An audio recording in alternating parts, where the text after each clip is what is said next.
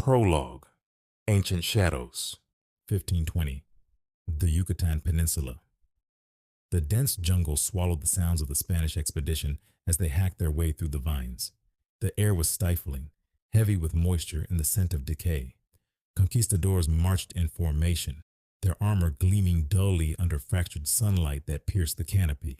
At the front, Captain Diego Velázquez gripped the hilt of his sword, eyes narrowed as they followed the whispers of gold and power. "El templo está cerca," murmured one of the native guides, his voice trembling with something beyond fear.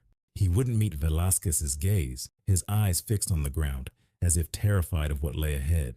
Velázquez's heart pounded. The promise of riches and glory pulled him forward. He pressed on, carving through the thick vines with his blade. His men followed closely, breaths heavy, boots sinking into the damp earth. The jungle opened abruptly. A massive obsidian shrine stood before them, half buried and choked by creeping vines. Black stone gleamed despite centuries of decay, its surface polished as if untouched by time.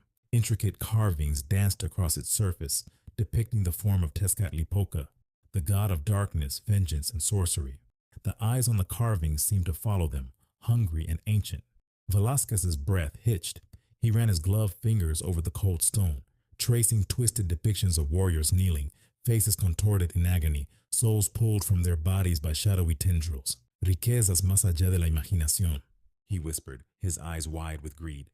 "Riches beyond measure." His men moved forward, prying at the stone doors sealed by age and mystery. It took 6 of them to crack the entrance open. A rush of cold wind escaped, carrying whispers that danced on the edge of comprehension. Their torches flickered violently, shadows leaping across the shrine's walls. The guide fell to his knees, his face pale. "Dios nos abandona." God has abandoned us. A low rumble echoed from within, growing into a guttural roar as the shadows inside the shrine twisted and writhed, breaking free from the stone. One by one, the men dropped to the ground, their screams echoing through the jungle as darkness seeped into their skin, their eyes turning black and soulless. Velázquez staggered backward, his sword shaking in his grip as he watched his men convulse, their bodies bending at unnatural angles. His eyes flicked to the polished stone surface, his heart freezing as he saw his reflection. But it wasn't his face staring back. It was something older, something impossibly ancient, its eyes glowing with hunger and malice. It smiled, a wicked grin that twisted across a face that was almost his. But not. Velázquez turned to run, but the shadows were already upon him. Something unseen wrapped around his limbs and throat, pulling him back toward the shrine. His scream was lost as the darkness swallowed him whole. The jungle stood silent once more. The shrine's doors swung shut with a hollow boom, the obsidian eyes gleaming with satisfaction. The conquistadors of Velázquez's expedition were never seen again. Chapter 1. The Fight. 2035, Mexico City, Mexico. The roar of the crowd shook the arena, a living, breathing beast demanding blood. The air was thick with anticipation, buzzing with the energy of thousands packed shoulder to shoulder, their faces contorted with excitement, hunger, and adrenaline. Ladies and gentlemen, we are in the 10th round of what has been an absolute war. Rayon versus Mateo Vargas. 2 warriors, 1 ring. This is a grudge match for the ages. The announcer's voice boomed over the speakers, almost drowned out by the deafening chants. The crowd surged to its feet, a sea of waving flags, flashing cameras and fists pumping in the air. The stadium lights blazed down, casting sharp shadows on the blood-stained canvas. Rey Salvaje, Rayon, stood in his corner, his chest heaving with every breath, muscles coiled tight like springs ready to snap. His face was a mask of controlled fury, eyes locked on his opponent. Sweat gleamed on his scarred skin, trickling down to his clenched fists, already smeared with blood. His jaw was tight, teeth grinding, his nostrils flaring with each sharp inhale. This rivalry has been brewing for years, folks. Rayon and Vargas have danced this dance before, and every time it's been an all-out war. But tonight it feels different. The tension was palpable, hanging heavy in the humid air. The arena felt like a pressure cooker, ready to explode. Across the ring, Mateo El Fantasma Vargas leaned against the ropes, feigning nonchalance as he wiped blood from his split lip. He met Ray's glare with a grin, unfazed, his eyes gleaming with malice. He mouthed something, his voice a low taunt meant for Ray alone. Tu padre es un borracho. Tu madre lo dejó porque era débil, igual que tú. Your father is a drunk. Your mother left because he was weak, just like you. The words sliced through Ray like a blade, the air leaving his lungs in a sharp, involuntary gasp. His body went rigid, fists trembling as anger surged through him, hot and blinding. His vision blurred at the edges, narrowing on Vargas's smug face. Memories flashed before his eyes. His mother's back turned, walking out the door, his father's hollow eyes staring into a half-empty bottle. His fists clenched tighter, the leather of his gloves creaking under the strain. The bell rang, echoing through the arena like a gunshot.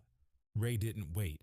He launched himself forward, his body moving on instinct, his fists flying with the force of a sledgehammer. A right hook to Vargas's ribs, the crack of bone reverberating up Ray's arm. Vargas's grin vanished, his face twisting in pain as he staggered back.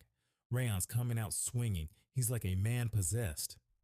Ray's vision tunneled, the world beyond the ropes fading to black.